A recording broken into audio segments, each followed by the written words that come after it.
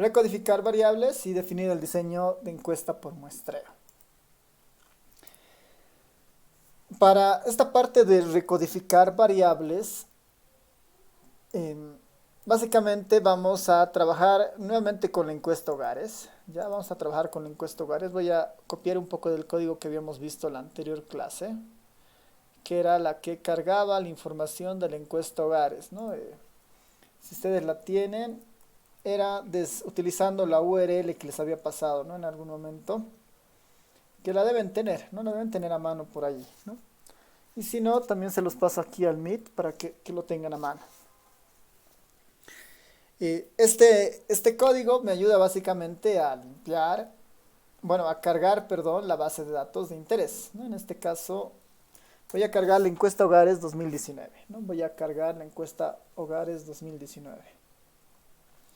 Es una base de datos, ya saben, bastante compleja, ¿no? Una base de datos grande, no lo suficientemente grande, pero es grande, ¿no? Tiene nada más sus características y habíamos guardado dos bases de datos, ¿no? Cuando hemos creado este objeto.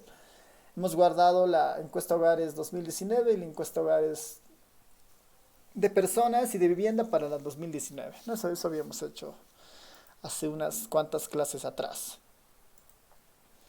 Entonces, el proceso de recodificar, ¿no? El proceso de recodificar es básicamente así, crear nuevos valores, ¿no? Para algunos ya existentes, ¿no? O agrupar algunas características en otras, ¿no? Hacer todo este tipo, hacer todos estos procesos, ¿no? Básicamente.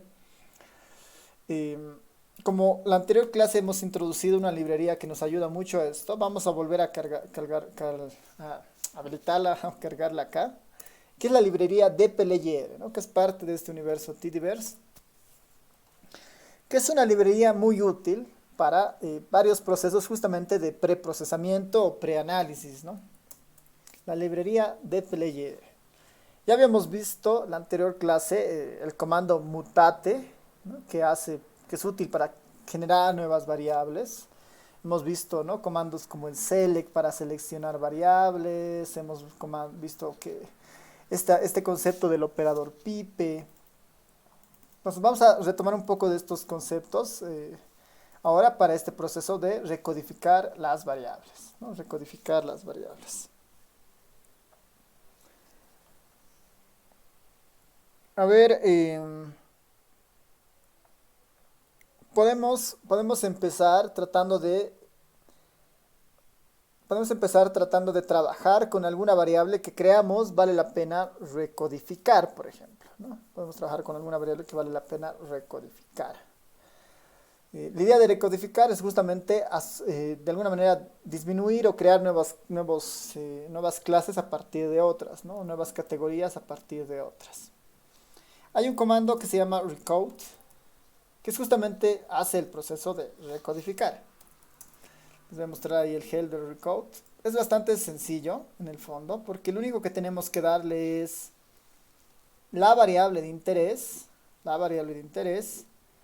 y después la idea de la recodificación, ¿no? La idea de la recodificación. A ver, acá hay varios ejemplos que uno podría mirar, pero podemos verlo tal vez podemos verlo de otra forma, ¿no? Antes de entrar a la encuesta hogares, podemos hacer un ejemplo bastante sencillo acá. Voy a crearme un vector A que tenga algo de información muy sencilla. Puedo decirle los números del 1 al 10, ¿no? Los números del 1 al 10. Ya está, ¿no? Este es un vector que tiene justamente esos números del 1 al 10. Y lo que puedo hacer a partir de esto es utilizar el comando recode sobre la variable A, ¿no? Recode sobre la variable A. Y aquí le empiezo a decir, bueno, si había un número 1, ¿no? Si había un número 1, ahora ese número 1 va a ser el número 20, por decir. Perdón. Recode A igual 20. ¿Qué nos está faltando?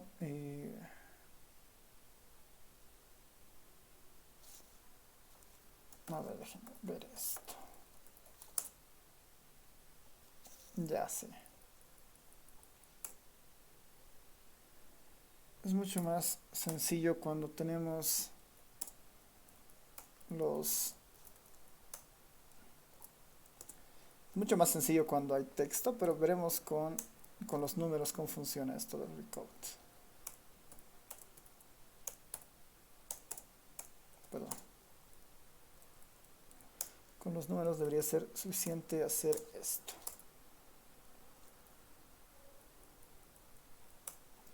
A ver qué nos está fallando acá.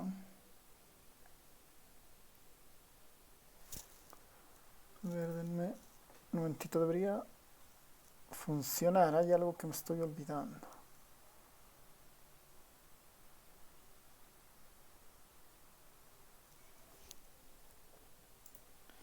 Creo que es este sin esto.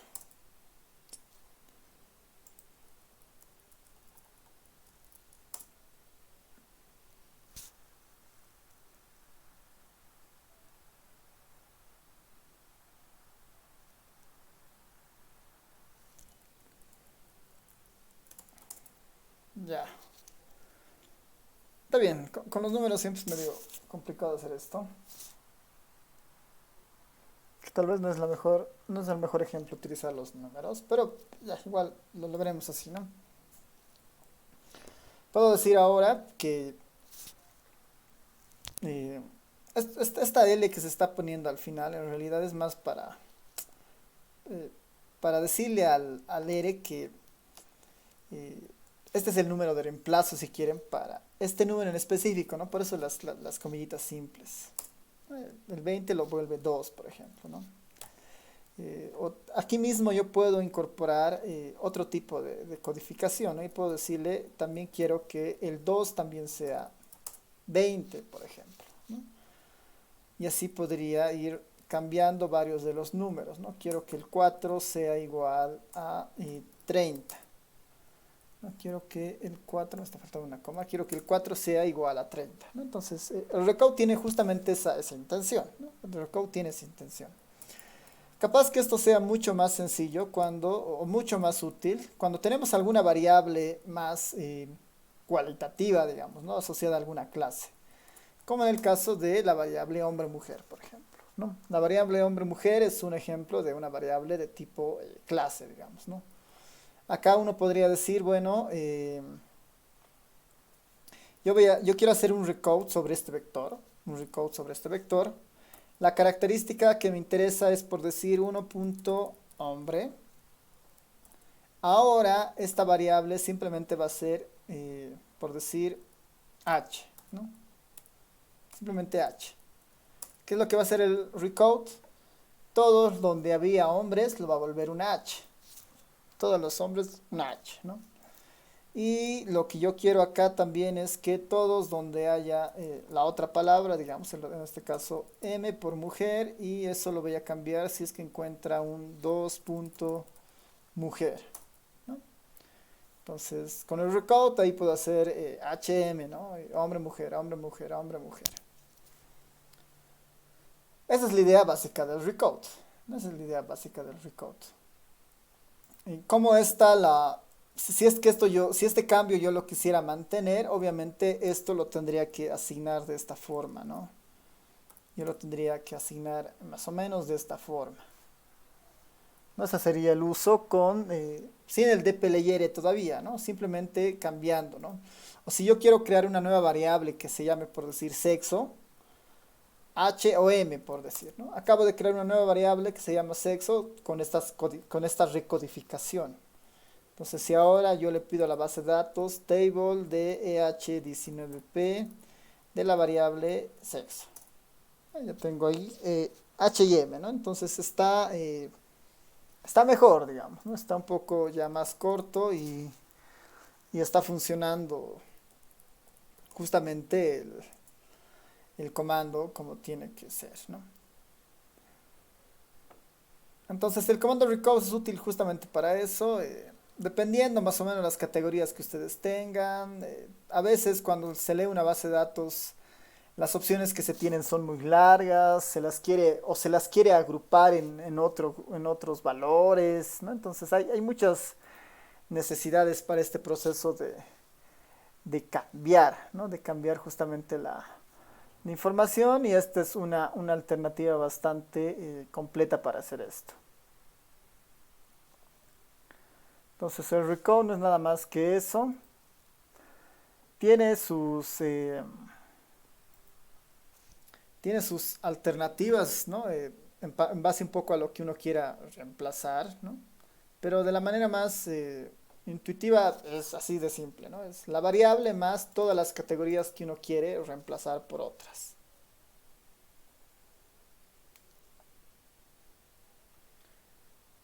A ver, veremos, hay algunas alternativas. No están más con factores. Ya, sí, creo que esto es lo más básico de este comando, que hace justamente la recodificación.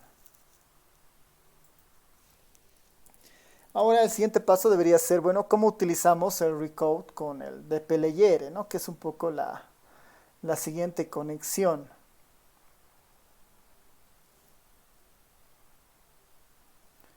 Debería ser un poco la siguiente conexión.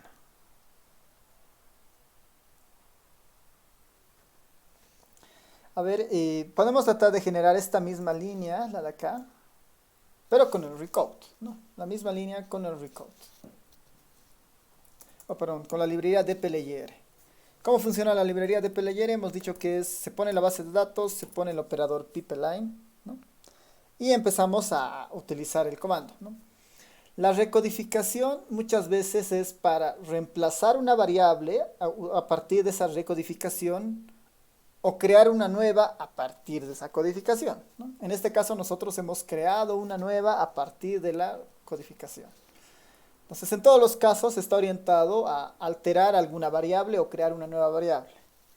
Si ese es el objetivo, tenemos que usar el comando mutate, ¿no? El mutate está orientado justamente a los casos, ¿no? Está justamente orientado a los casos. Eh, o a las variables en este caso, ¿no? Está justamente orientado a las variables, perdón. En este caso, el mutate, si quisiera crear una nueva variable, ¿no? Una nueva variable, yo le puedo llamar esta nueva variable, por ejemplo, sexo 2, ¿no? Nuestra segunda variable de sexo ahí.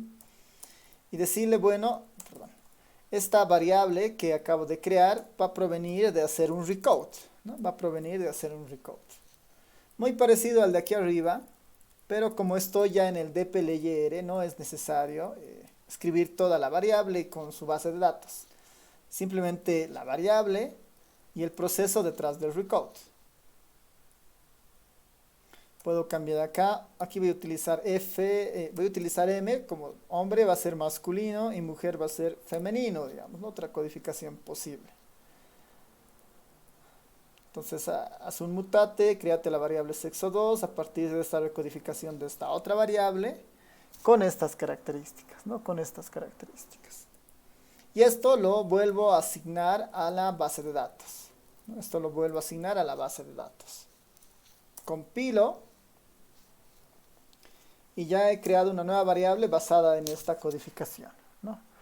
Y he creado una nueva variable basada en esta clasificación.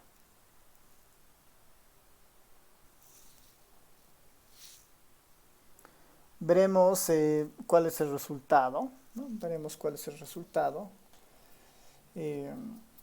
Haciendo nuevamente este table lo podríamos hacer. O utilizaremos el operador pipe, ¿no?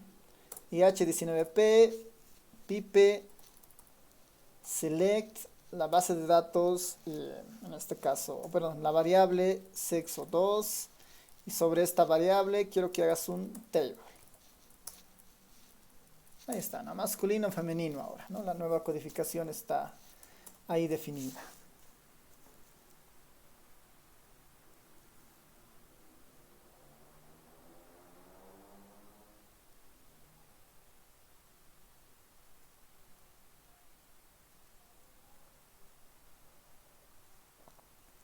Entonces esa es una manera interesante para hacer la codificación.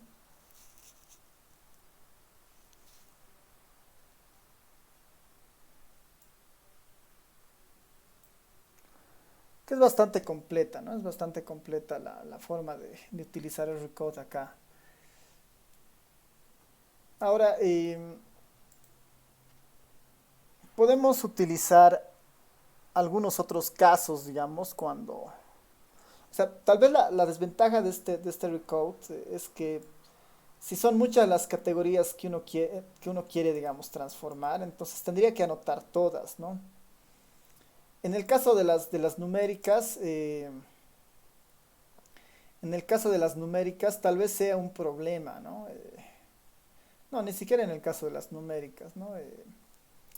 Tal vez en el caso de incluso de las de texto puede ser un problema, pero en el caso de las numéricas igual, digamos, ¿no? Queremos asignar cierto patrón de números a una letra, digamos, ¿no? Eso va a significar la letra A, por decir una colección de números. Lo mismo con los otros casos, por decir, ¿no? Entonces, ahí hay que tener otras opciones para esto, ¿no? Para esta idea de recodificar. Una opción que existe en este caso, una opción que existe para ese tipo de problemas, que a veces está orientado más a las variables binarias, ¿no? A veces está un poco más orientada a las variables binarias. ¿Qué tal, por ejemplo? ¿Qué tal si en esta base de datos, ¿no? En esta base de datos, la DH19P, tenemos estas variables, ¿no? Tenemos estas variables, ¿no? Vamos a ver los departamentos, vamos a ver los departamentos y vamos a tener un problema a partir de esto. Esos son los departamentos que tenemos, ¿no? Otra opción de esto para mirar los departamentos sin necesidad del table es pedirle el unique, ¿no? Para decirle solamente quiero los valores únicos. Esos son los 9 valores únicos para, para los departamentos, ¿no? ¿Qué tal si el problema fuera, se desea, ¿no? Se quieren crear 4 variables o se quiere crear una nueva variable, ¿no? Se quiere crear una nueva variable llamada región, ¿no? Se quiere crear una nueva variable llamada región. Con la siguiente idea, ¿no? Altiplano, que sea La Paz, Oruro y Potosí. Ese es altiplano. Aquí lo voy a poner para que tengamos esto acá presente. Queremos crear esta nueva variable. Altiplano, La Paz, Oruro, Potosí. Y después queremos crear con la idea del valle, que sea Cochabamba, Sucre y Tarija. Y finalmente el llano con los otros departamentos, ¿no? Que sería este que sea en vez de Chuquisaca, ¿no? Santa Cruz, Beni y Pasto. Ese es nuestro objetivo, ¿no? Tengamos ese problema. Tenemos la variable departamento y tenemos esas variables y queremos crear una nueva clasificación basada en región, ¿no? Altiplano, valle, llano. Utilizando el comando recode podríamos hacerlo, sería un poco largo, pero sí podríamos hacerlo. No podríamos hacerlo.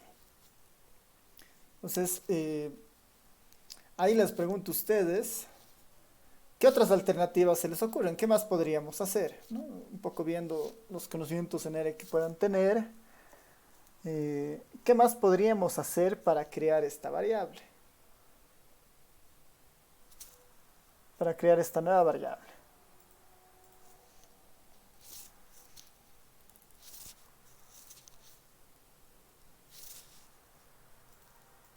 ¿Qué alternativas se les ocurren? Una es el recode, claramente. ¿Alguna otra que hayan visto alguna vez para este tipo de problemas? Si es que lo han visto alguna vez.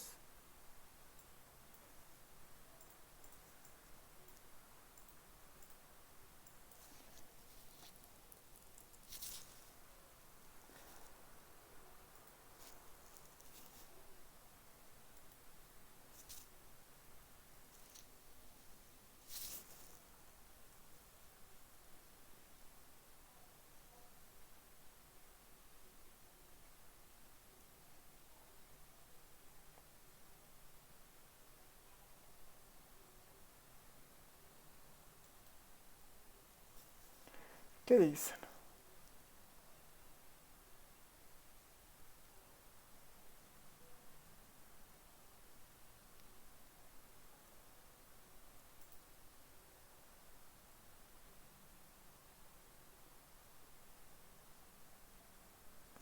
Ya, James dice cambiar a través del comando hit o rnames. Ya, creo que todavía no.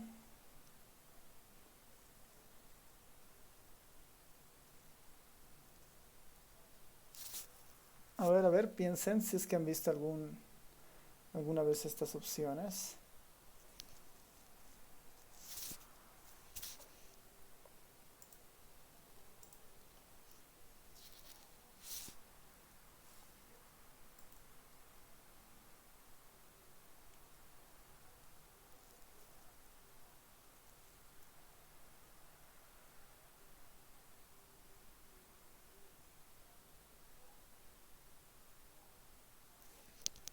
¿Qué dice?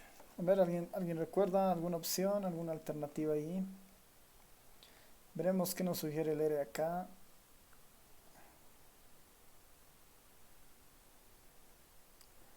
¿Dónde están? Replace na, no hay muchos comandos, ¿no? Y esta es una tarea muy habitual, ¿no? En el SPSS seguramente uno puede crear con muchos ifs, por ejemplo, ¿no? Con muchos ifs. Eh, a ver, podemos ir por el camino largo, digamos, que sería con el recall, pero como ven va a ser un camino muy largo. ¿Cuál creen que sería la opción más directa? A ver, yo les voy a pasar dos comandos. Uno es el comando if-else, ¿no? Uno es el comando if-else, que es bastante útil para esto. If-else, así. If-else. Ahora, el if-else está un poco más orientado a los casos binarios, ¿ya? En este caso no es binario, es altiplano bayesiano. En este caso no es binario, pero funciona relativamente bien. Pero cuando es binario, cuando la opción es binaria, digamos, ¿no? Si yo quisiera solamente generar o altiplano, o valle, o llano, entonces, o solamente variables binarias, el if-else es bastante útil. Y aquí además, como una notación, este if-else además el if-else trabaja con Spark, ¿no? Que es justamente el software para ver el tema de Big Data, digamos, ¿no? Que es un poco algo que se ve en programación estadística 1. El if es la mejor opción cuando los datos son binarios, ¿no? Para datos binarios, para crear binarios, para crear binarios, para crear binarios. Sirve, pero no es lo suficiente, ¿no? Otro que está orientado tal vez igual al proceso de recodificación es el case when. Es este case when. Eh, este case when es un poquito más, es parecido al if else, pero igual es un poco más amplio, digamos, ¿no? Eh, a ver si les muestro acá un poco el funcionamiento. A ver, veremos su notación.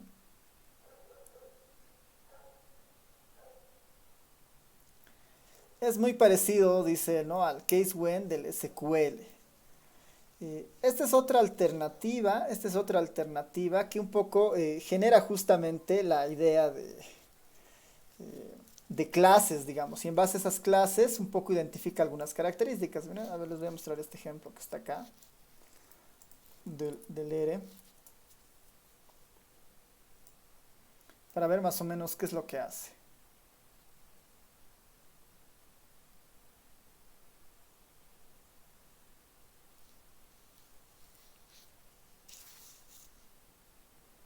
¿Qué creen que está haciendo el case when? Como que hace un poco de lo que nosotros queremos, ¿no? Como que hay una condición, si esa condición se cumple, se asigna algo. Condición, si esa condición se asigna algo. Condición, si eso es condición, se asigna algo y todo lo demás, ¿no? El case when es una alternativa para hacer esas codificaciones un poco más complejas, digamos, ¿no? Ni tanto, pero es un poco la idea de asignar justamente algunos valores, digamos, estos posibles resultados, ¿no? Pero, a ver, con alguno más amigable de sus ejemplos, aunque sea con el que inician.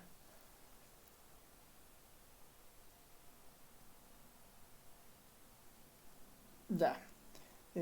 Capaz que este sea uno de los caminos que uno pueda hacer, ¿no? El case when, pero ¿qué dicen? ¿Será que este se puede adaptar? Este, por ejemplo, define una variable y de esas características y después hace un case when respecto a las que no son mayores a cero y empieza a hacer algún trabajo ahí, por ejemplo, ¿no? Entonces, a ver, esta es otra opción, hacerlo con el case when. Este ya es un poco más abierto, ¿no? Este es para múltiples categorías basadas en reglas, ¿no? Este es para múltiples categorías basadas en reglas. El case when es otro caso, digamos, que se podría utilizar. Estos dos se los voy a dejar como tarea, ¿no? Como tarea para que vean, para que practiquen cómo podemos ir convirtiendo esto, ¿no? Cómo podemos ir convirtiendo esto. A ver si alguien más ha puesto alguna sugerencia. No, creo que nadie. Case when y el otro, digamos, ¿no? Ahora, ¿cuál es la condición detrás de esto que nos puede ayudar bastante, ¿no? ¿Cuál es la condición que nos puede ayudar, ya sea en el case when o si nosotros queremos utilizar un if else? Hay una ventaja bastante buena del ERE. Y voy a utilizar acá justamente los valores que me generan. Por decir, si el interés era para el altiplano, La Paz, Potosí, Oruro, a ver, voy a copiarme estos vectores para un poco tener esta referencia, ¿no? Estas son las características de interés finalmente. Para el altiplano me interesa La Paz, que está acá. Me interesa Oruro y Potosí. Me interesa Oruro y Potosí. Y lo mejor que puedo hacer cuando quiero crear estas clases, lo mejor que puedo hacer para crear estas clases es crearme vectores que tengan las características de interés. En este caso me voy a crear un vector que tenga la parte del altiplano, La Paz, Oruro, Potosí. Esta va a ser, digamos, el vector 1, por decir, ¿no? Vector 1 de interés.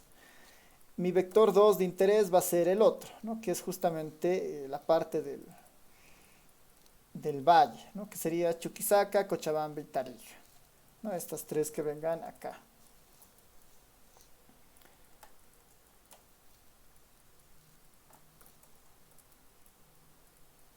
Estas otras las voy a poner en comillas.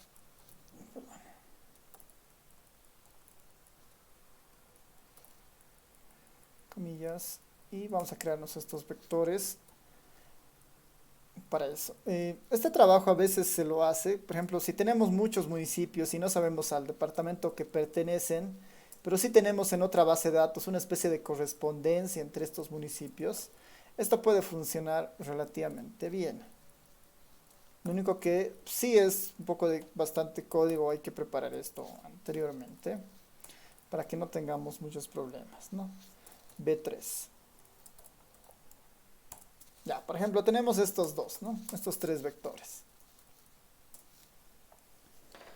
¿Qué tal si nuestro objetivo fuera crear una nueva variable binaria que solamente se llame valles, digamos, ¿no? Que identifique a los hogares que están en los valles, o en el altiplano, o en el llano, digamos, ¿no? Si nuestro objetivo fuera crear variables binarias, simplemente.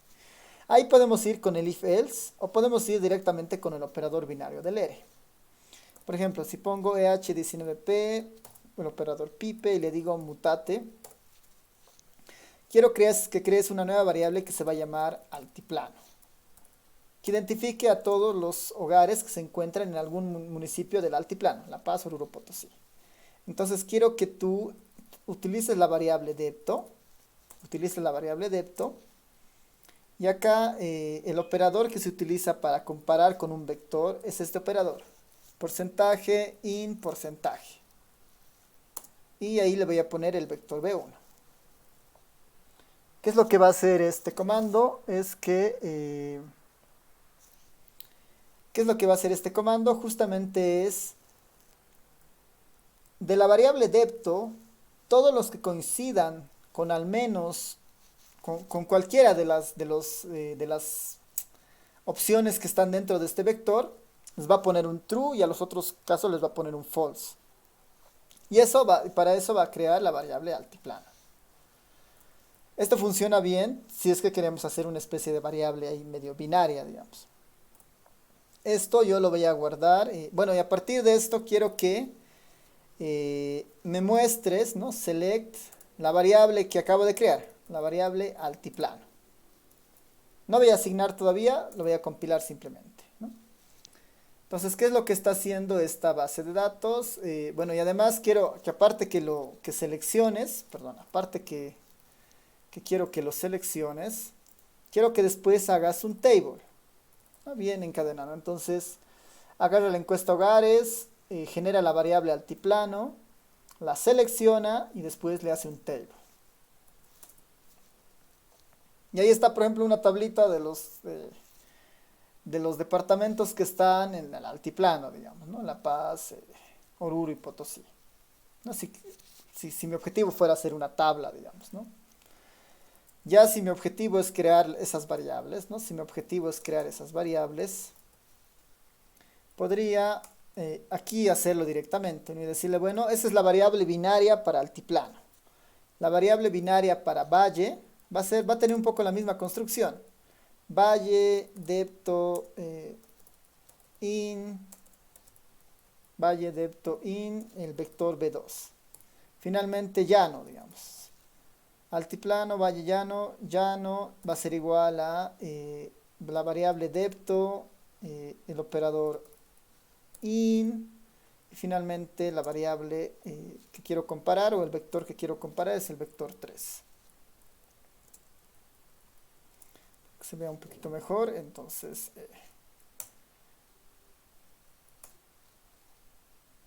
ese sería nuestro resultado final, digamos, ¿no? Esto es para crear variables binarias. Altiplano, valle y llano. Altiplano, valle y llano.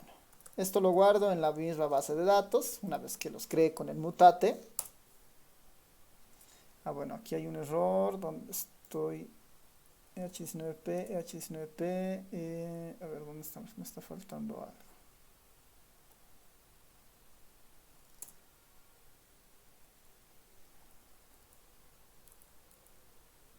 Que no está reconociendo acá.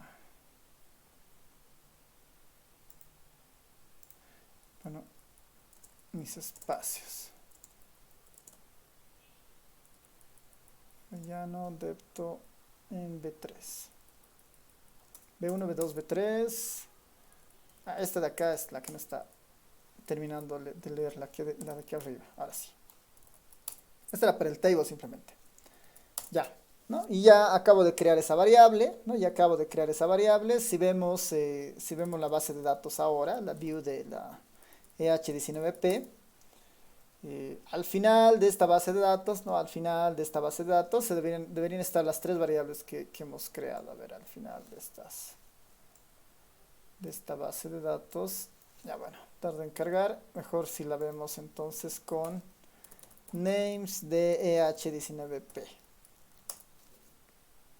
Ahí están las últimas variables que acabamos de crear, ¿no? Altiplano, valle, llano. Esto es si es que nosotros queremos justamente crear, digamos, variables binarias. El objetivo es variables binarias. Pero no satisface todavía nuestra opción de crear una sola variable que identifique la región. No, dado que estas variables en realidad son una unidad solo pertenece a un departamento, ¿no? Así que son mutuamente excluyentes.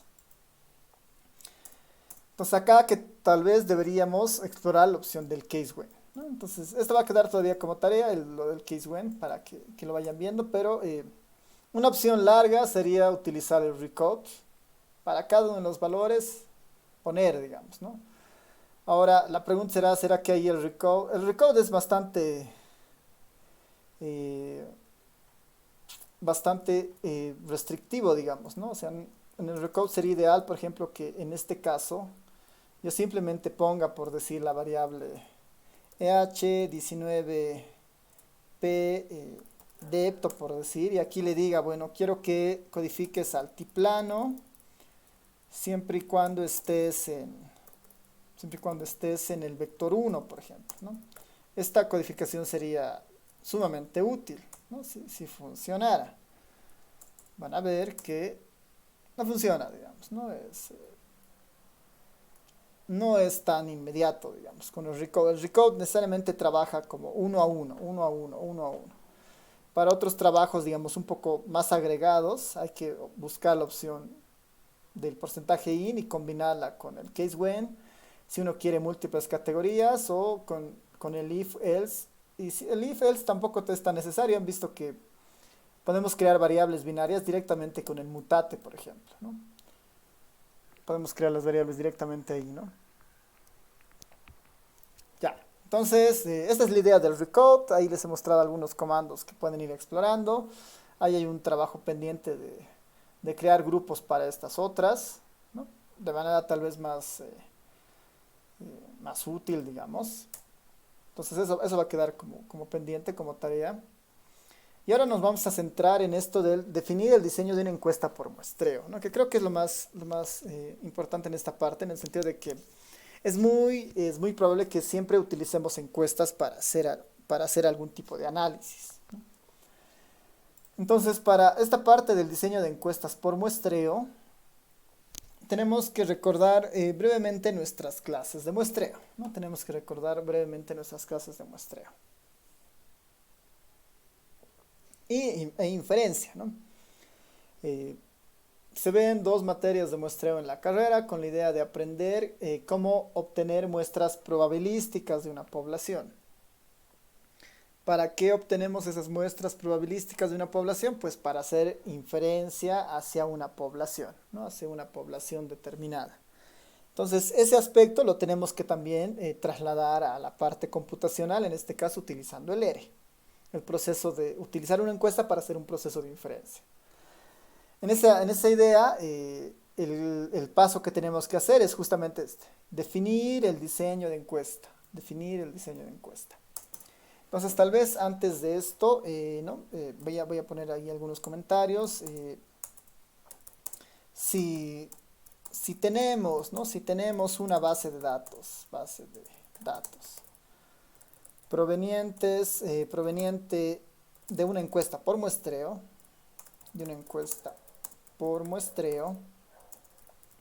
debemos tener conocimiento de las características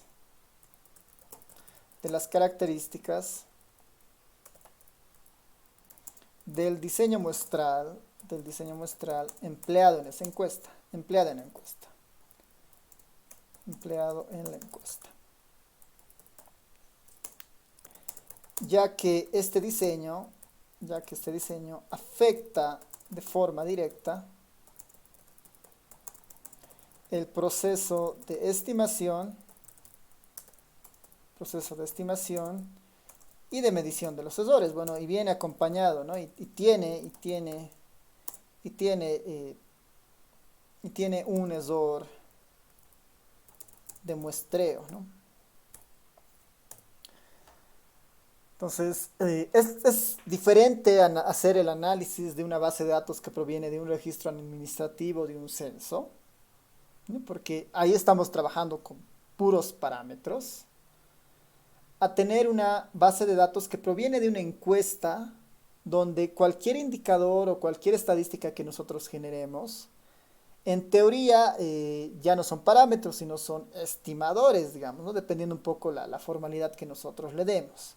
Porque si nosotros no consideramos el diseño muestral de una encuesta, no estamos haciendo inferencia, estamos haciendo un mero proceso descriptivo de una base de datos ahí de cualquier tamaño, digamos. No estamos haciendo un estudio de observación, digamos, no estamos infiriendo los resultados.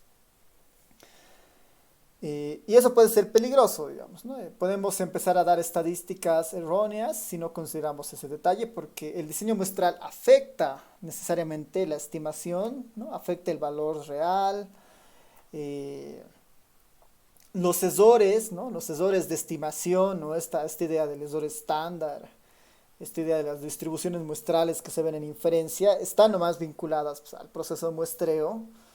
Y si nosotros no consideramos el diseño correcto, podemos estar subestimando, sobreestimando el error, ¿no? Entonces, ahí tenemos que tener presente eso cuando hagamos o cuando agarremos una encuesta que proviene, o cuando agarremos una base de datos que proviene de una encuesta por muestreo, ¿no? Ya, debemos tener consciente las características del diseño muestral empleada en la encuesta. Principalmente, ¿no? Principalmente lo siguiente, ¿no? Principalmente lo siguiente.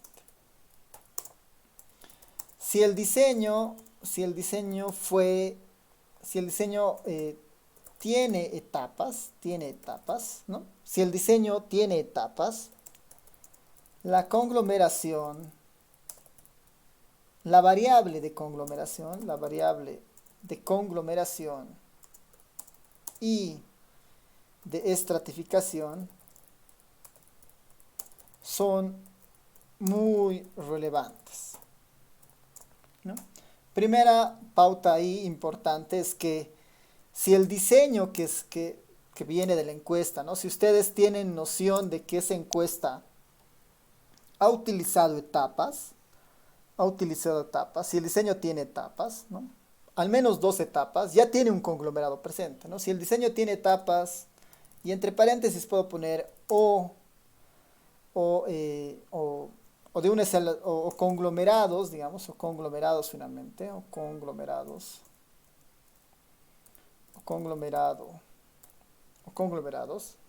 Si ya existe la característica de conglomeración en la encuesta, ¿no? Se han realizado dos etapas, necesariamente hay un conglomerado. No necesariamente hay un conglomerado si se ha diseñado un muestreo por etapas. Tal vez no se ha diseñado un muestreo de etapas, sino se ha hecho una sola etapa, pero con conglomerados, ¿no? Eso es monoetápico con conglomerados. O monoetápico con conglomerados, ¿no? Cualquiera de esos dos escenarios, si han existido en la encuesta, la variable de conglomeración y de estratificación son muy relevantes. Porque estas afectan directamente, ¿no? Voy a poner, estas afectan directamente a los errores muestrales, a los errores, a los sesores de las estimaciones.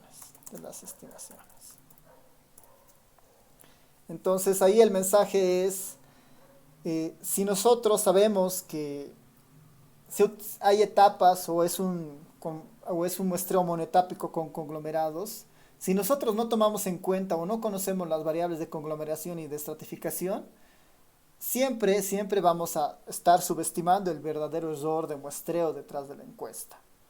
Entonces no vamos a tener ya certeza real, ¿no? O al menos aproximada de la calidad de las estimaciones que tengamos, ¿no? Porque ahí tenemos que recordar que la varianza de una distribución muestral nos habla de la calidad del estimador, ¿no? Nos habla de la calidad del estimador y vamos a poder perder la idea de medir esa calidad si no tenemos variables de conglomeración y estratificación.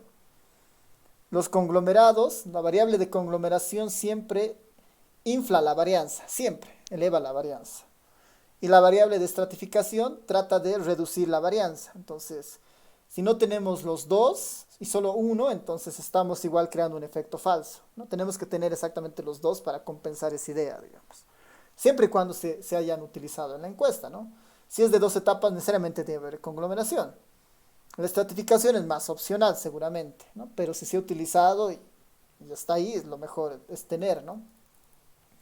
Lo segundo, ¿no? Si el esquema de la selección de las unidades, ¿no? De las unidades muestrales ha sido autoponderada o no, ¿no? Si el esquema de selección de las unidades muestrales ha sido autoponderada o no. autoponderada en nuestro escenario está bien vinculado a lo que es el más, digamos, ¿no? El muestreo aleatorio simple, ¿no? Autoponderada está bien vinculado a ese proceso del muestreo aleatorio simple. O no, ¿no? Autoponderado para nosotros, otra definición, muestreo aleatorio simple, o si nos puedo decir acá, todas las unidades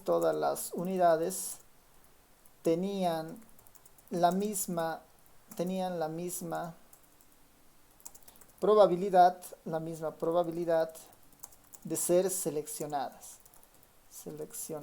Ese es el concepto de autoponderadas. Cuando todas las unidades tienen exactamente la misma probabilidad, tenían la misma probabilidad de ser seleccionadas. Acá la palabra más relevante para entender este concepto de autoponderación es misma probabilidad, ¿no? Exactamente la misma probabilidad. En encuestas por conglomerado de 2 etapas, eso es poco probable, ¿no? Normalmente, digamos, los conglomerados, digamos, en una encuesta en un municipio, pueden ser los manzanos. Normalmente no se escogen a los manzanos, a toditos se les pone en una bolsa y se los saca, digamos, ¿no?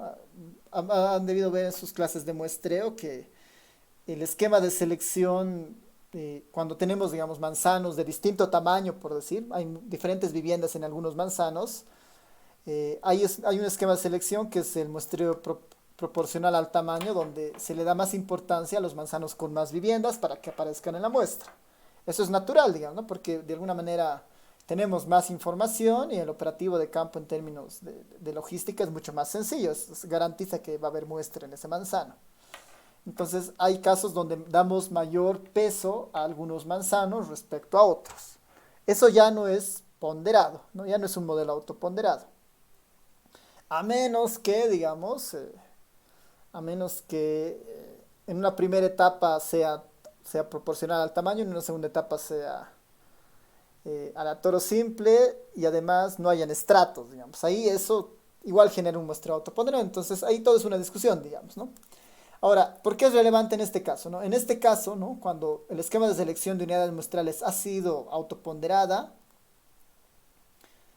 o no, entonces es importante, si no es autoponderada, ¿no? Si no es autoponderada, se requiere la variable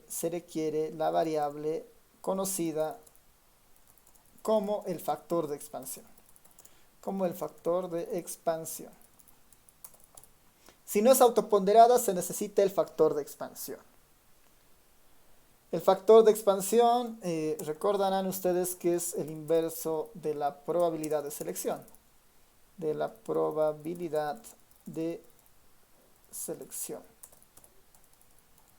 El factor de expansión es el inverso de la probabilidad de selección. Si son autoponderadas, significa que las probabilidades son iguales.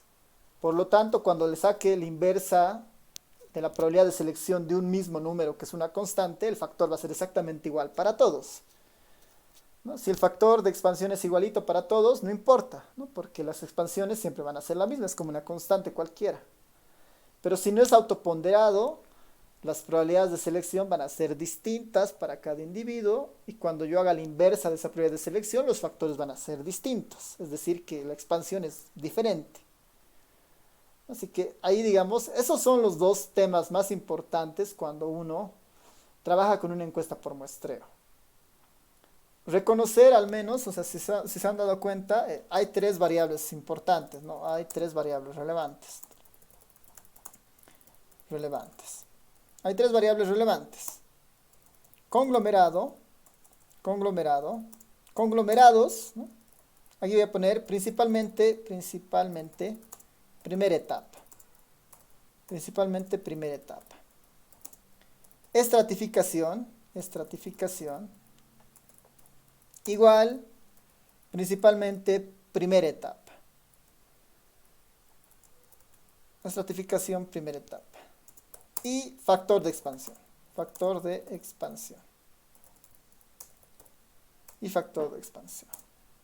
Esas son las más relevantes que uno debería tener cuando trabaja con una encuesta. conglomerados. Ahora, principalmente primera etapa, por una razón muy sencilla, que la primera etapa siempre es la que contribuye más a explicar la varianza. Las otras etapas no aportan casi nada, digamos, ¿no? La primera etapa explica el 90% de la varianza, las siguientes el restante 10%. Entonces, no son tan relevantes como la primera. La primera siempre es la que genera más variabilidad, o la que explica la mayor cantidad de la varianza. La estratificación en la primera etapa por eso es muy importante, dado que la conglomeración la primera etapa explica mucha varianza, la estratificación de la primera etapa hace que esa varianza baje, ¿no? Y la precisión mejore. Y bueno, el factor de expansión, pensando que es un muestreo que no es autoponderado, ¿no? Ahí voy a poner un punto aparte que diga, un punto aparte, aquí voy a poner como que idealmente, ¿no? Idealmente, en un muestreo de varias etapas,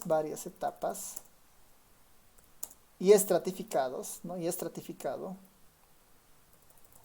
Claro, el factor, por finitud, ayuda, ¿no? El factor por finitud es necesario, ¿no? Sería ideal que una base de datos tenga el factor por finitud de las etapas y de los conglomerados que existan, ¿no? Es necesario, ¿no? Idealmente en un muestreo de varias etapas y estratificado el factor por finitud es necesario, ya que permite mejorar la aproximación a la varianza, ¿no? Permite mejorar la aproximación a la varianza.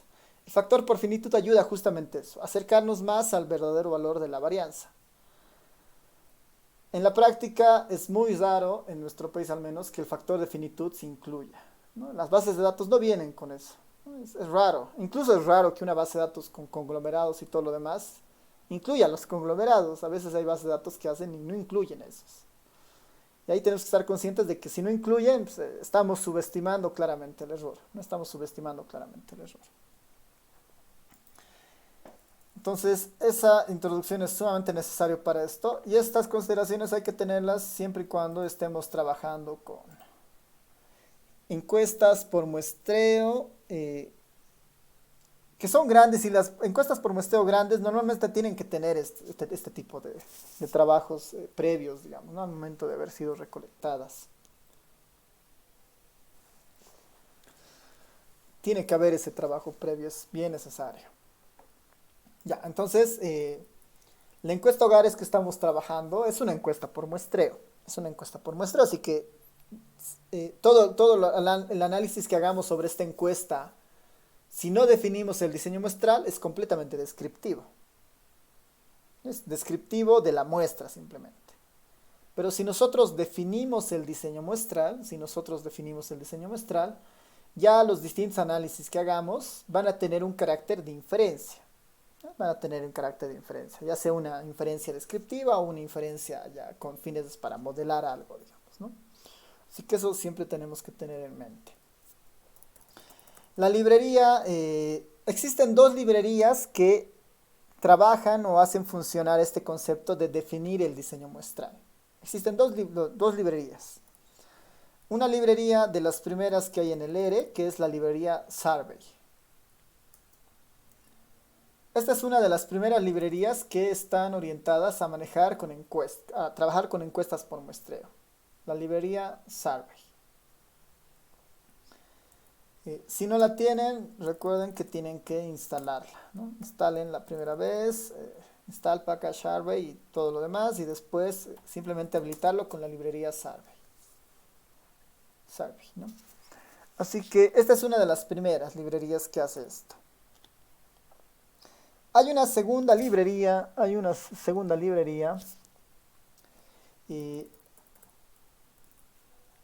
que ahorita vamos a ver la diferencia. ¿Qué es esta, no? La librería SRBYR, ¿no? Es la misma idea de Survey, pero a ver, ahorita les digo en qué se diferencian estas dos. tienen el mismo fin, tienen exactamente el mismo fin, trabajar con una encuesta por muestreo. La diferencia es que el survey no trabaja con la librería, no trabaja con el entorno, si quieren, con el entorno, no trabaja con el concepto, voy a poner, con el concepto de player. Entonces, con la librería Survey no vamos a poder utilizar el operador pipe, por ejemplo. ¿No? Para la librería Survey no vamos a poder utilizar el operador pipe. Vamos a tener que utilizar más el código R básico, digamos, no el código R que en realidad original, digamos, el de base. El operador pipe introduce, digamos, una nueva lógica de trabajar con bases de datos, pero no es funcional con la librería Survey. A diferencia del SRBY. Esta librería permite el uso del operador pipe. Este no permite, ¿no? No permite el uso del operador pipe. En este caso permite el uso del operador pipe. Esa es la gran diferencia entre estas dos librerías. Una permite, la otra no permite, el operador pipe. Y no es un tema menor porque a la larga el operador pipe es nomás un comando bastante útil para hacer diferentes procedimientos, ¿no? Sintetiza crear variables, sintetiza el resumen, ¿no? Cuando veamos el segundo capítulo que está ya más orientado a la parte de modelados, vamos a ver en la exploración que el operador pipe es muy intuitivo y muy fácil de usar para sacar resúmenes rápidos de diferentes estadísticas. Entonces ahí es bueno que sepan que existen los dos y vamos a ver la definición de los dos para ver más o menos cómo trabaja. Ya, así que no sé si hasta acá tienen alguna duda, pregunta antes de entrar al código o alguna sugerencia tal vez.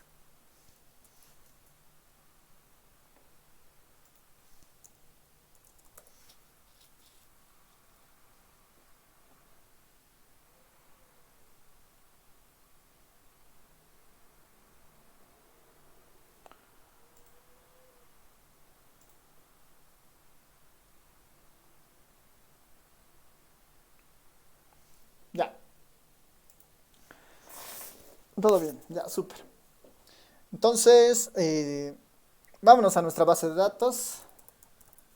Vamos a ir a la base de datos de personas o viviendas, ¿no? Cualquiera de estas dos.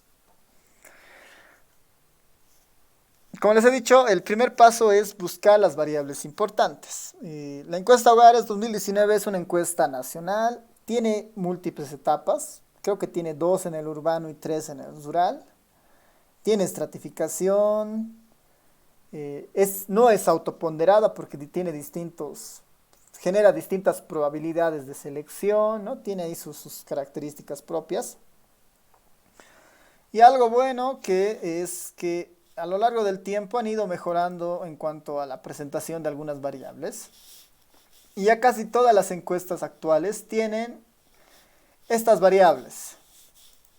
La variable UPM, que justamente hace relación a la variable de conglomeración de la primera etapa. Unidad primaria de muestreo. ¿No? Casi todas las bases de datos de las encuestas hogares desde años hacia atrás pues tienen siempre esta variable, la UPM. También tienen la variable estrato, y es el estrato de la primera etapa, justamente, ¿no? Entonces está esta variable también, que era la necesaria.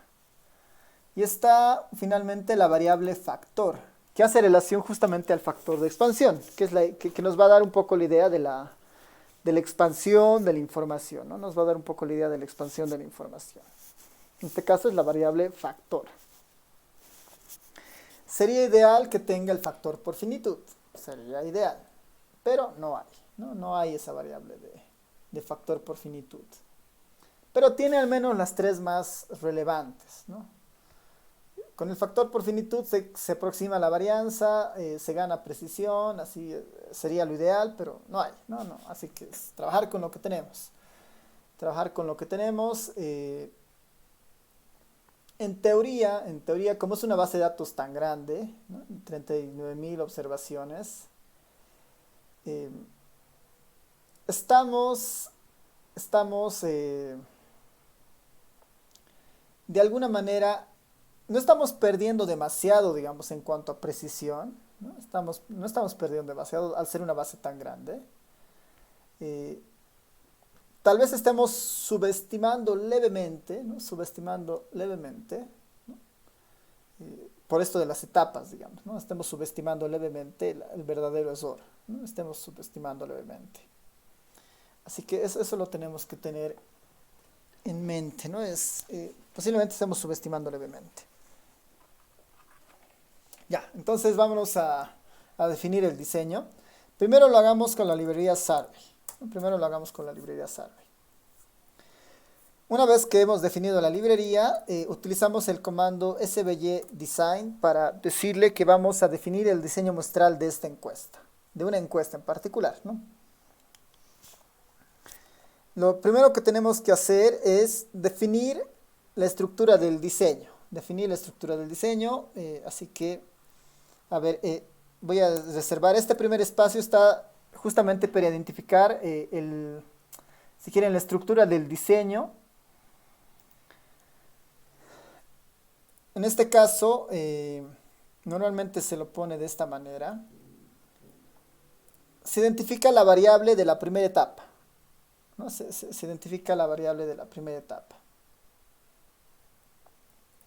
Voy a ponerles acá el help de este comando para mostrarles. El primer espacio, que es este IDS, está orientado justamente a formular, si quieren, la estructura del diseño muestral, ¿no? Desde la primera etapa hasta las últimas etapas, ¿no? Desde la primera etapa hasta las últimas etapas. A ver, acá, ese es un poco el objetivo, digamos, ¿no? Ahora, en este caso, normalmente, ¿no? Voy a ponerlo a ver primero con todas las palabras IDS. Esta librería svydesign pide que se incluya siempre que se define alguna variable el simbolito este de negación, ¿no? O del distribuidas. Siempre pide esto. Cuando definamos alguna variable en este entorno de la librería svydesign o de la librería Survey, siempre nos va a pedir que incluyamos esto antes de alguna variable. Antes de alguna variable, ¿no? Este operador también al ERE le dice que vamos a empezar una fórmula en realidad, por eso le está diciendo, bueno, el IDS se basa en una fórmula basada de estructuras.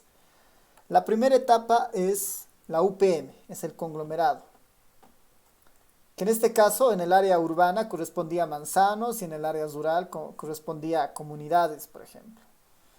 La segunda etapa, una vez que se llegaban a los manzanos, se seleccionaban las viviendas.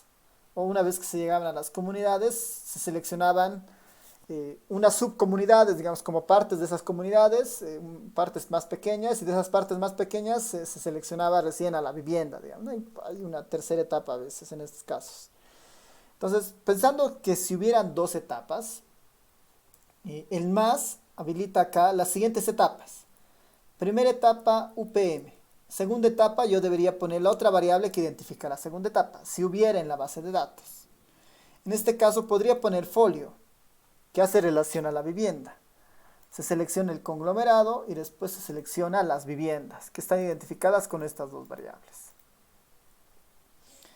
Van a ver que si no tengo factor por finitud, de nada sirve definir más etapas. Me va a decir el ERE, como no tienes factor por finitud, no me interesan las otras etapas, solamente voy a trabajar con la UPM. Eso me va a decir el ERE. Yo lo estoy poniendo ahora por un tema de ejercicio más que otra cosa, pero van a ver que el resultado va a ser el mismo como si yo no pusiera acá el folio. Pero ahí lo voy a dejar como si estuviera una segunda etapa ahí presente. La siguiente información útil es el estrato, ¿no? Que en este caso es estrata. Estrata. Y lo que aquí pongo en el estrato es justamente el nombre del estrato. Igual pongo el operador de negación ahí.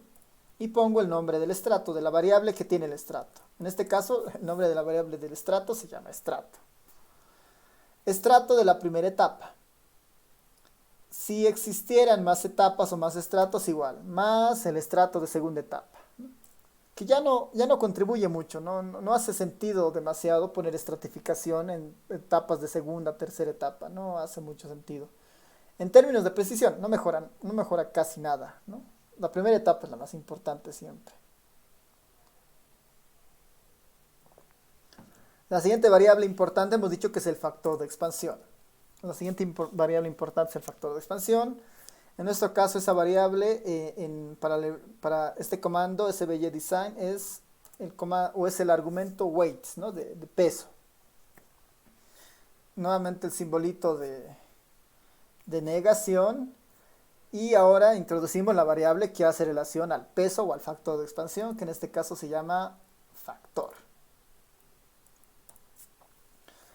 Ya tengo las tres variables definidas, las más importantes, ¿no? Si tuviera el factor por finitud, ahí sería el factor por finitud.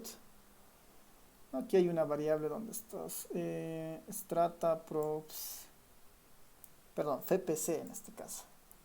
FPC, ¿no? Ese es el factor por finitud. Este sería sumamente relevante, pero el INE no lo distribuye, ¿no? El INE no lo distribuye. Lo último, decirle que toda esta información proviene de qué base de datos, de la encuesta Hogares 2019 de personas. De ahí proviene este diseño.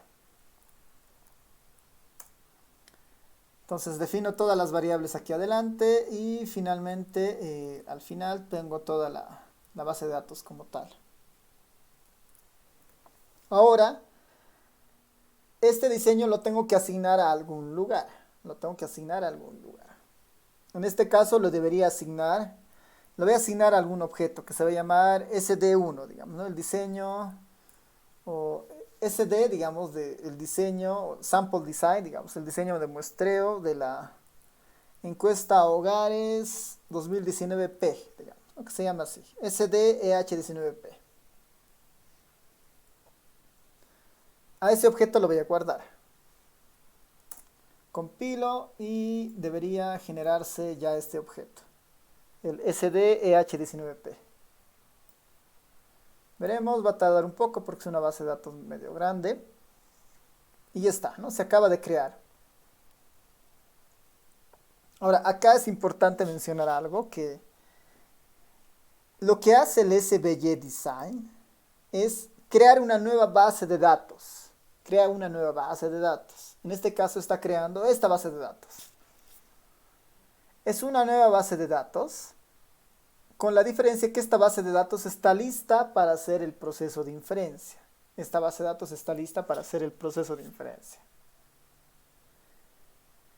Entonces, como estamos creando una nueva base de datos, cualquier cosa que hagamos con la base de datos anterior, ¿no? Sobre la EH19P, digamos, no va a cargarse en la base de datos que defina la librería Survey, ¿no? Porque cualquier análisis que se haga, se va a hacer sobre esta base de datos, sobre la base de datos que acabamos de crear, ¿no? Si yo creo una nueva variable sobre la EH19P, esa no va a estar en la base que hemos creado, ¿no? Entonces, esta nueva base de datos que hemos creado trabaja con las variables existentes al momento de su creación. Esa es su limitación, digamos. Así que, si nosotros creamos una nueva variable en la EH19P, lo mejor va a ser nuevamente definir el diseño para que agarre estas nuevas variables y las trabaje en su diseño, ¿no? Eso va a ser necesario. O crear nuevas variables dentro de este diseño, digamos, ¿no? Que también podría funcionar. Así que tal vez lo mejor ahí es tener lista la base de datos con todas las variables que nosotros queramos antes de crear el diseño, ¿no? Eso sería lo óptimo. Ya, entonces pensando en eso, ya tengo mi base de datos creada. Acá el mismo objeto me es diferente, me dice que es un diseño de encuestas, ¿no? Es un objeto lista largo de tipo diseño de encuestas, dice con 9 elementos. No es un data frame, sino que es más que eso, digamos, ¿no? Aquí le puedo preguntar str del objeto que acabo de crear, sdh19p, ¿no? Me sale un montón de información. Me sale un montón de información de lo que será. Es una lista con nueve objetos. Está un data frame de los clusters que tiene toda esta información. Entonces, tiene todo ha generado nuevas variables, ¿no? Tiene un objeto que se llama estrato, un objeto que se llama prop, ¿no? Ha generado los diferentes objetos que necesita después para hacer los distintos cálculos, ¿no? Ha generado esos objetos finalmente. Así que ya tenemos el diseño definido para hacer nuestros procesos de inferencia, ¿ya? Entonces, para mostrarles un poco la diferencia de esto, ¿no? De cómo trabajaríamos esto, voy a mostrarles el comando table sobre la base de datos original, ¿no? La muestral en realidad, sobre una variable bastante sencilla que es el P0, ¿no? Esta variable es bastante sencilla, pobreza. Esta mide la pobreza moderada. Esta variable mide la pobreza moderada. Esta variable mide la pobreza moderada. Si yo a esta tabla le pido un table y después le hago un prop.table, me va a mostrar, y esto lo multiplico por 100, me va a mostrar el porcentaje de personas pobres y no pobres en la muestra, ¿no? Este resultado es en la muestra, ¿no?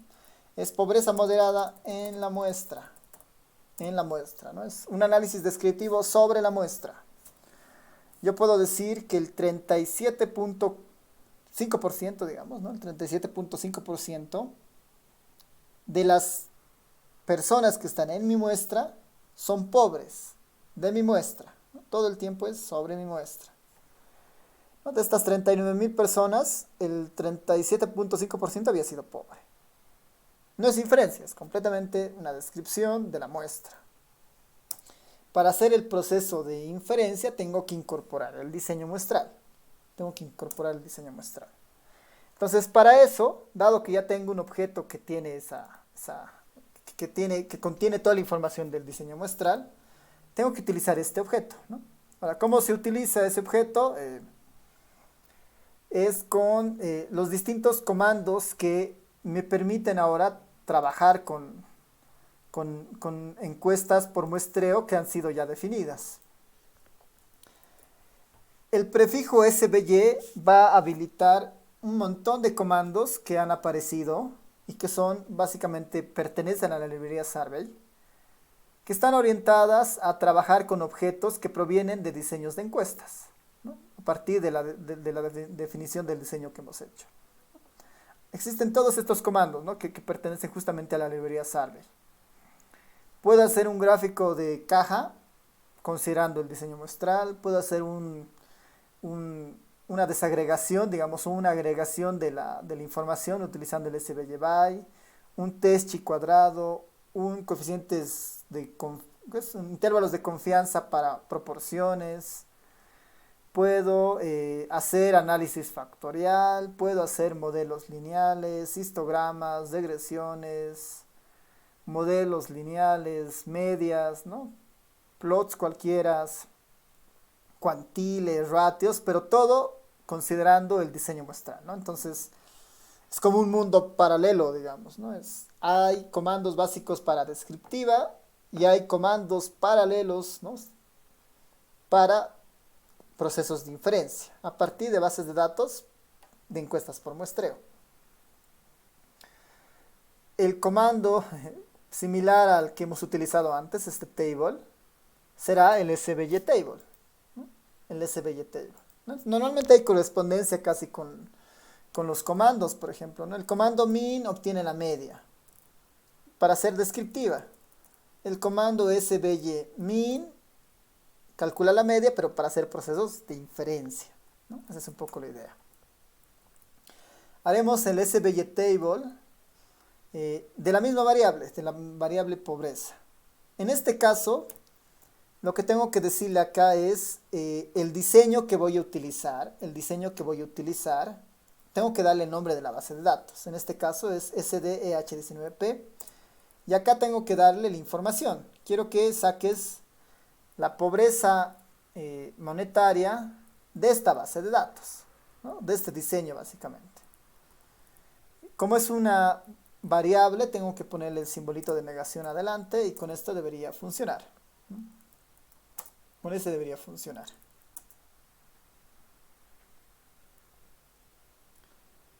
Si comparamos con el comando table anterior, a ver, sin el prop table,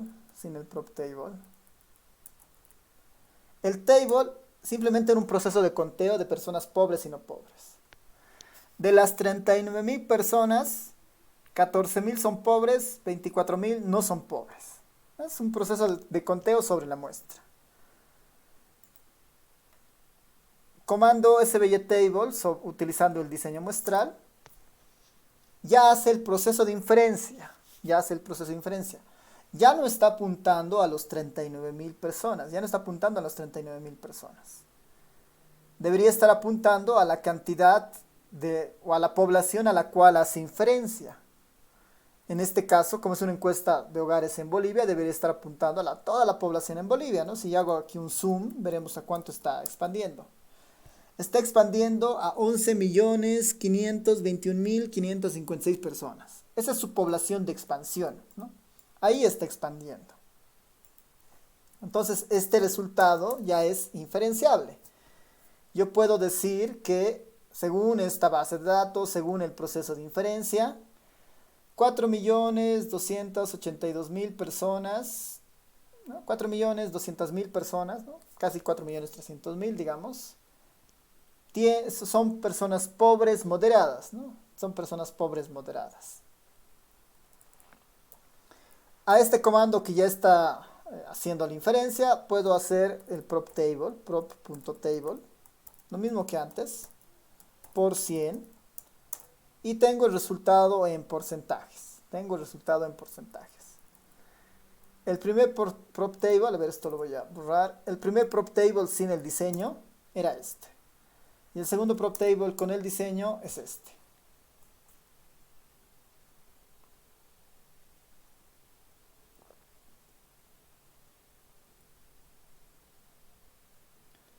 Parecería que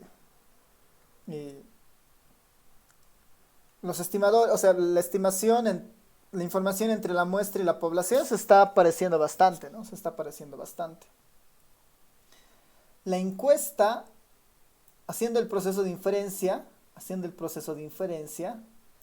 de alguna manera denota una pobreza menor a la pobreza que se estima sobre la muestra, solo sobre la muestra, ¿no?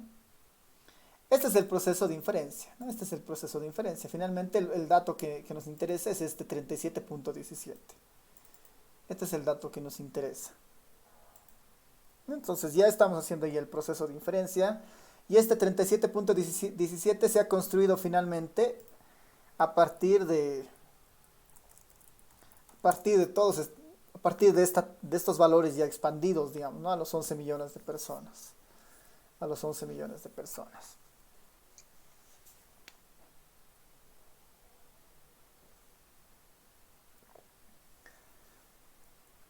Normalmente en muestreo, cuando esto sucede, digamos, si el valor expandido se parece o está bastante cerca del valor muestral, ¿no? Del valor muestral, que es este, uno podría empezar a sospechar que el muestreo puede ser autoponderado, ¿no? Los factores de expansión se deben parecer bastante, ¿no?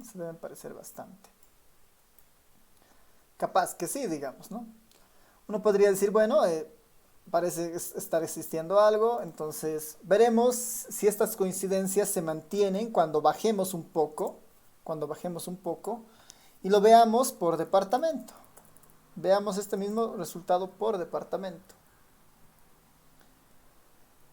En el caso del primero, digamos, sin expandir, esto es relativamente fácil, ¿no? Es por departamento, simplemente tengo que ubicar acá una nueva variable y ponerle y decirle, bueno, quiero que hagas ahora un cruce con departamento más la variable pobreza.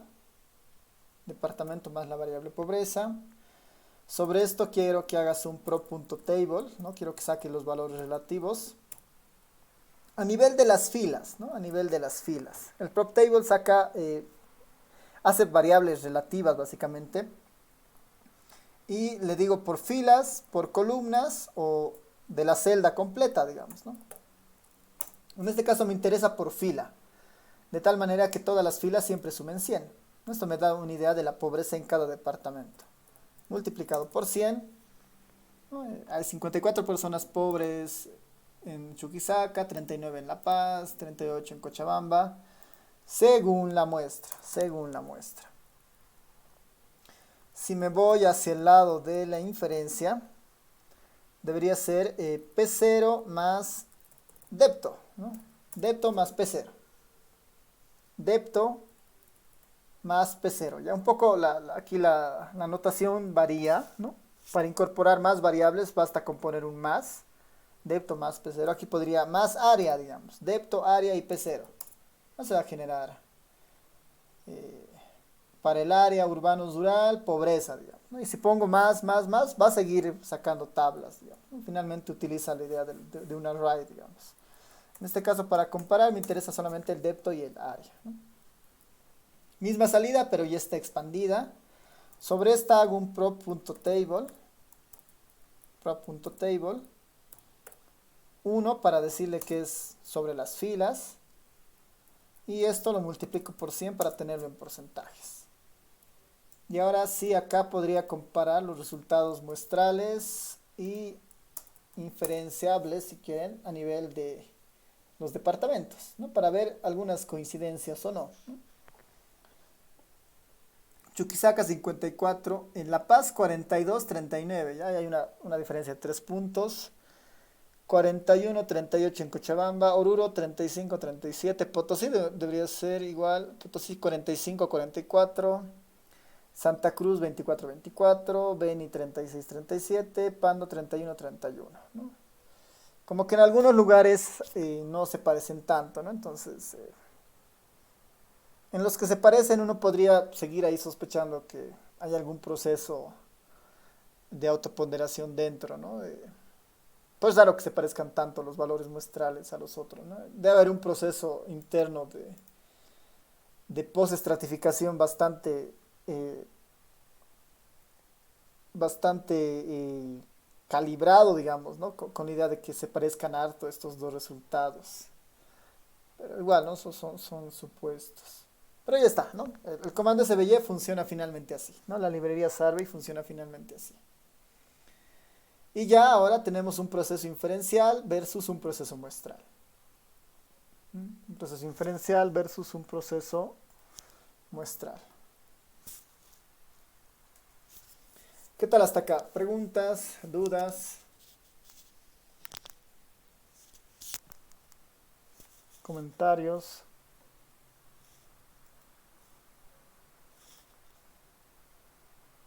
Ah, ya, buena pregunta. ¿Cómo podemos saber el error de muestreo? Sí, creo que en realidad ese era el objetivo, ¿no? Sí, gracias Lucero, muy buena pregunta. Ya, a ver, ahí, tal como Lucero dice, cuando trabajamos en procesos de inferencia provenientes de encuestas por muestreo, hay esos dos conceptos clave, ¿no? El estimador y su error, ¿no? El estimador y su error. El estimador y su error, que son conceptos muy importantes. Ahora, para construir el estimador, para construir cualquiera de estos estimadores, que finalmente son estimadores todos los de acá, ¿no? Finalmente son estimadores todos los de acá. Para construir el estimador solamente se necesita el factor de expansión. El factor de expansión está orientado justamente a la estimación, ¿no?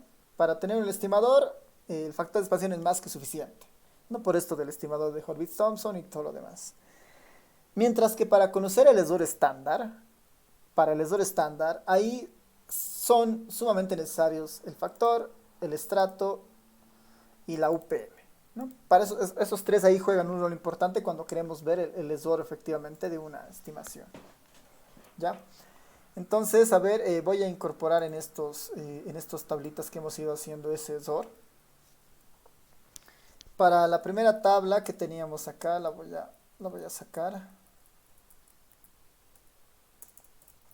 Esta era nuestra primera tablita, ¿no? Pobre, no pobre, pobre, no pobre. Yo puedo esto guardarlo como un objeto TI, ¿no? Yo lo puedo guardar como un objeto TI. A ver, incluso antes de guardarlo, cada comando SVY, en este caso, digamos, el SVY table, cada comando SVY dan la oportunidad de pedirle información adicional, ¿no? Dan la opción de pedirle información adicional. En este caso, a ver, voy a mostrarles, ¿dónde estás? Bueno, el SVYmin tal vez es más pertinente acá. Aquí, ¿no? Le podemos pedir que nos muestre el efecto de diseño, que es una medida de error. Le podemos pedir también que nos muestre algún otro tipo de información, como tal vez el coeficiente de variación, digamos, ¿no? Pero a ver, la mantendremos tal vez solamente como... Veremos si nos deja pedirle el efecto de diseño. Def igual true. No, este no nos deja. ¿Por qué no nos deja? Ya, está bien.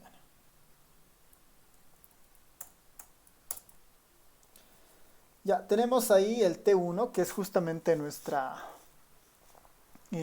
tablita, digamos, con la información de la inferencia que estamos haciendo. Ahora, ahí hay que reconocer que en nuestro caso, ¿no?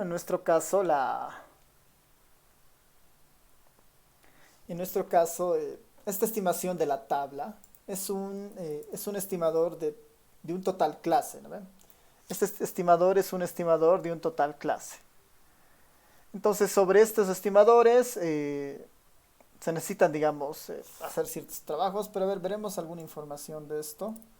Una opción es que yo puedo pedirle el CI al T1, no sé, es conf este. Veremos si nos pide, no nos está dejando. A ver, déjenme revisar una cosa. ¿Por qué el DF no funciona acá?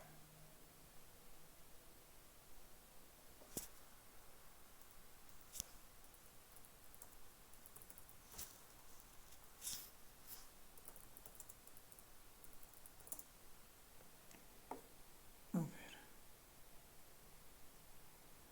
Denme un momentito para revisar unas cosas.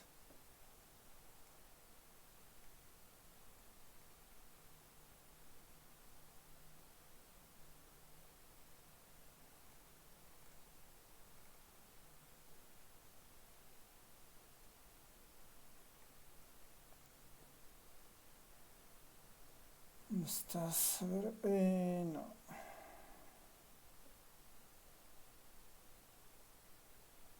Ya. Vamos a hacer el summary del T1. ¿Por qué no nos deja?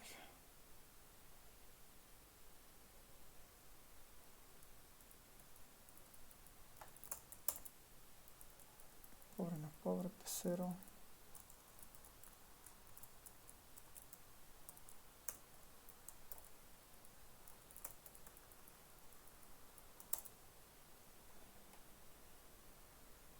Ya, ¿por qué no nos está dejando hacer esto?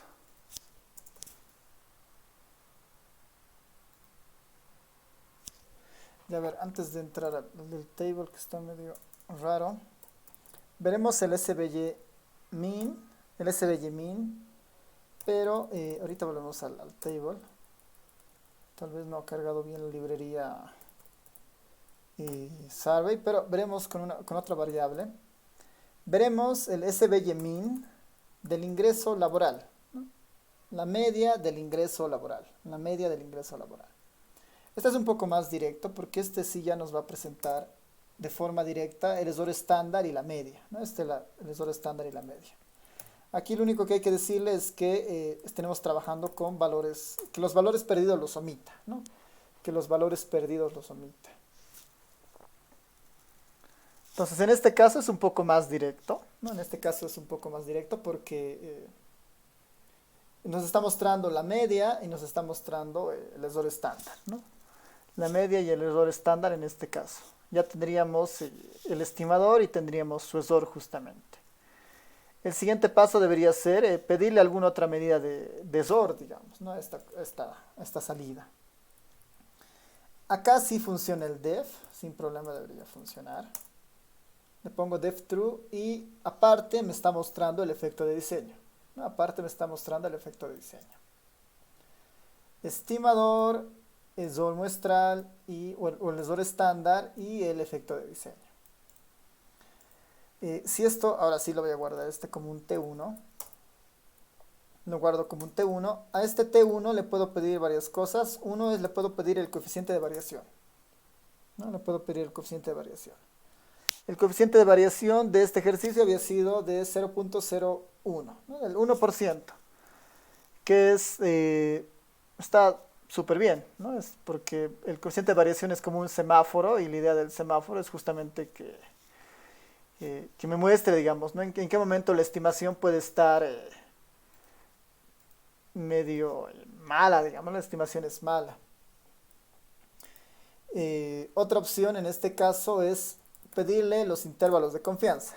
Conf int T1 y me va a devolver en este caso, los intervalos de confianza al 95%, ¿no? Los intervalos de confianza al 95%.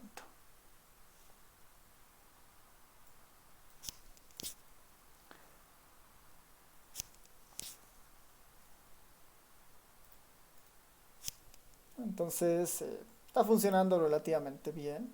Está funcionando relativamente bien. Para el SVY-min es fácil hacer esto. Hay otro que es muy útil para esto que vamos a ver es el SVY, el SVY-by. El SVY-by. El SVY-by es útil cuando tenemos alguna clase y una variable cuantitativa, digamos, ¿no? Es útil cuando tenemos una clase y una variable cuantitativa. Por ejemplo, quiero saber el ingreso laboral por departamento, ¿no? Quiero saber el ingreso laboral por departamento.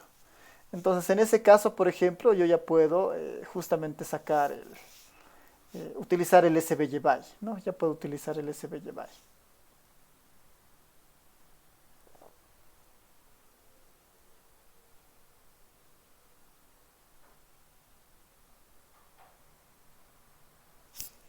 A ver, lo probaremos con el SVY-by, que igual, ¿no? Es la fórmula y el by, ¿no? La fórmula y el by. En este caso, vamos a probar con la fórmula, que en este caso es el GLAB.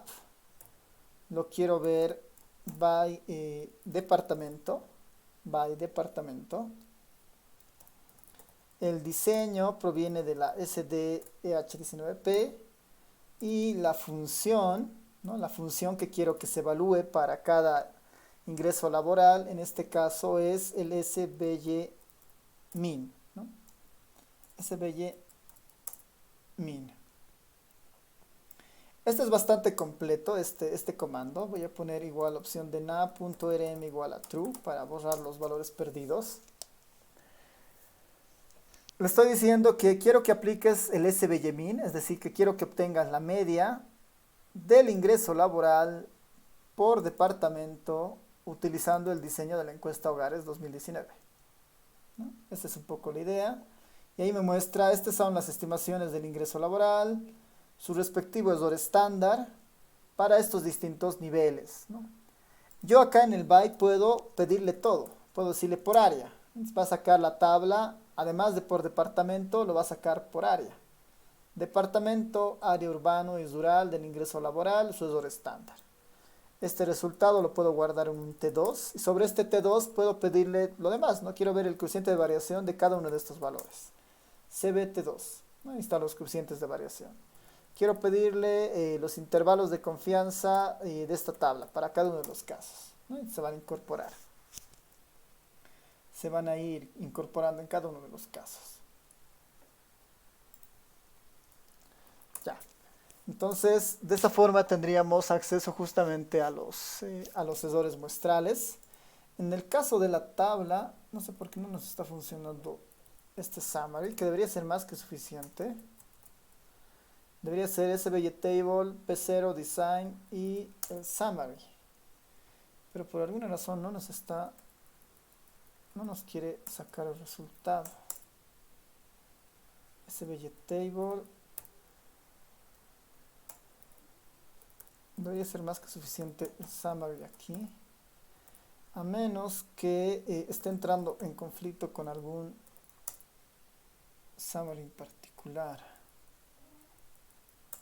A ver, déjenme confirmar esto.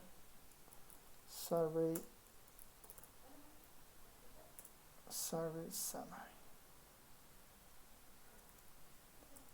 Ya, qué extraño.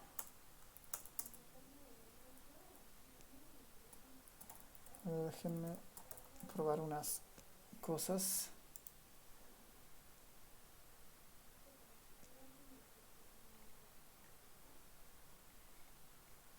Ya, a ver, voy a revisar esto del table. ¿Por qué no está funcionando su summary? Que ahí debería dar el reporte del chi cuadrado y debería dar también el diseño.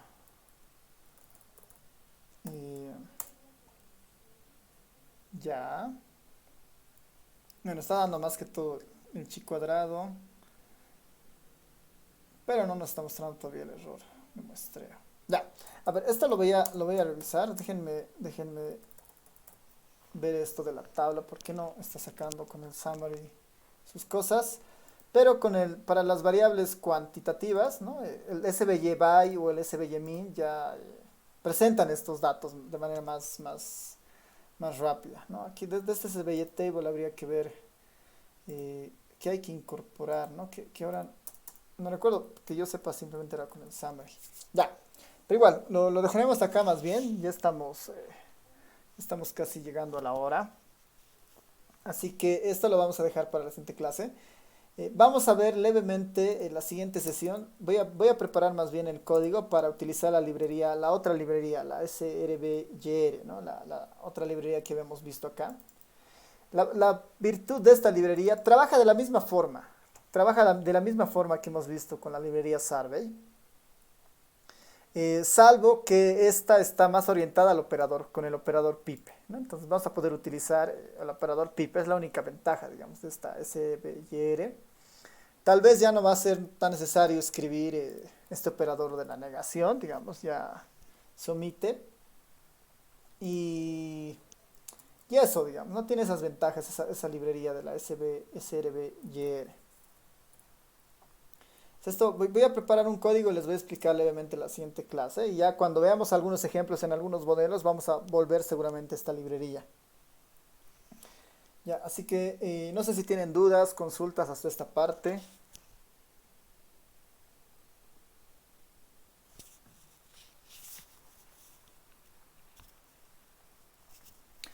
Ya, Lucero pregunta si la librería solo sirve para muestreos por conglomerados o para otro tipo de muestreos. O sea, en realidad depende del diseño que exista, ¿no? Por ejemplo, si su muestreo ha sido un muestreo aleatorio simple, ¿no? Por ejemplo, si su muestreo ha sido un muestreo aleatorio simple,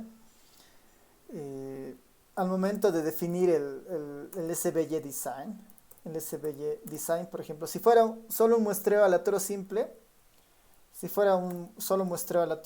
bastaría con poner acá en la selección 1, ¿no? Ahí es, por ejemplo, para decirle muestreo aleatorio simple de la base de datos BD, digamos, ¿no? De una base de datos que cualquiera que uno tenga. Ese es un muestreo aleatorio simple.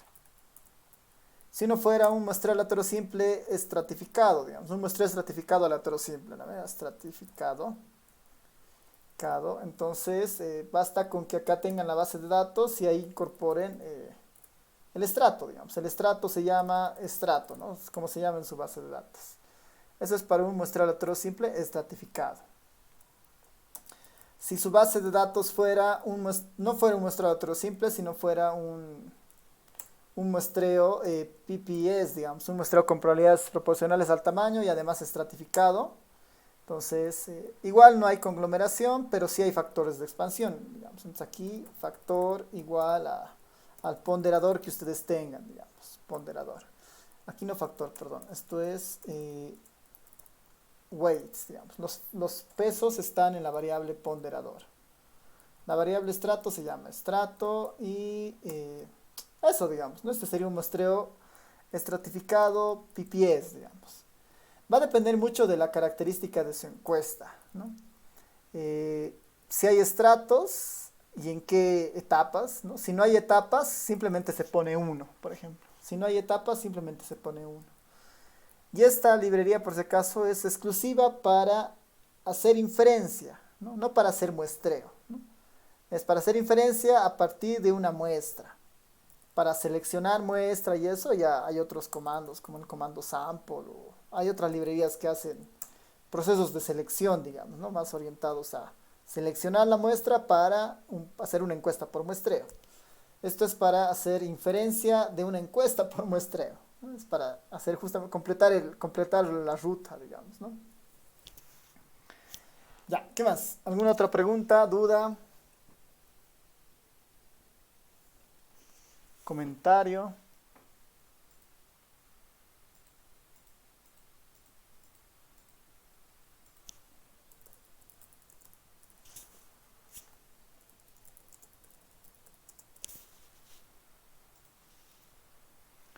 Ya, creo que nadie. Ya, por si acaso, a los estudiantes que están en la materia, ¿no? A los estudiantes que están en la materia, igual a los que no están, si quieren hacerlo, les he puesto una tarea. Les he puesto una tarea. Bueno, en realidad les he puesto dos tareas en el Classroom. Ya con eso terminamos. Les he puesto dos tareas. Eh, la primera está relacionada al proceso de limpieza, ¿no? Es básicamente para a ver, aquí lo voy a abrir la tarea para mostrarles. ¿No? Habíamos hecho un ejercicio bastante pequeño, ¿no? Utilizando la información de esta página web, ¿no? Del Worldometers de coronavirus, es cargar la base de datos, seleccionar la información de solo los países, es decir, eliminar a los continentes y a los agregados. Según la naturaleza de las variables, realice los cambios correspondientes para garantizar el uso correcto de ellas. Es decir, todas las variables que deberían ser numéricas hay que convertirlas en numéricas, ¿no? Con los procesos de limpiado de texto que habíamos visto. Y finalmente guardar la base de datos, ¿no? Guardar la base de datos utilizando seguramente o crear el formato RData, digamos, ¿no? Esto repasando lo que habíamos visto en las anteriores clases, esta tarea vale 2 puntos. La otra tarea que les he dejado es para el proceso de un poco de importación. Si recuerdan, habíamos visto el comando, la idea del comando reshape. Entonces ahí, por ejemplo, les he dejado, ¿no? Para el enlace adjunto, que es un enlace, es un Excel, importar a R, considerando las celdas A5, R14, eliminar las filas sin información en la fila del total, y después realizar el proceso de reshape. Entonces, las dos bases de datos están orientadas al proceso de limpieza. La primera para hacer el reshape. Bueno, esta tarea para hacer el reshape y la otra tarea para hacer el proceso de limpieza sobre variables numéricas que no están definidas como numéricas, sino que tienen algunos argumentos raros. Entonces, revisen esta tarea, por favor. El plazo de esto es hasta el siguiente miércoles, hasta la medianoche del siguiente miércoles, ¿no? Es una tarea que si la hacen, no les debería tomar mucho tiempo. La idea es que realicen el código y lo peguen aquí en el Classroom o me manden, digamos, su carpeta en el GitHub si lo tienen. Pero que yo simplemente pegue el comando, o sea, pegue el código en el RStudio y tiene que correr y tiene que hacer estas tareas, ¿no? Esa es un poco la idea.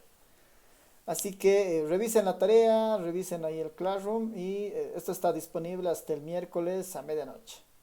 ¿Ya? Entonces con esos comentarios terminamos la sesión.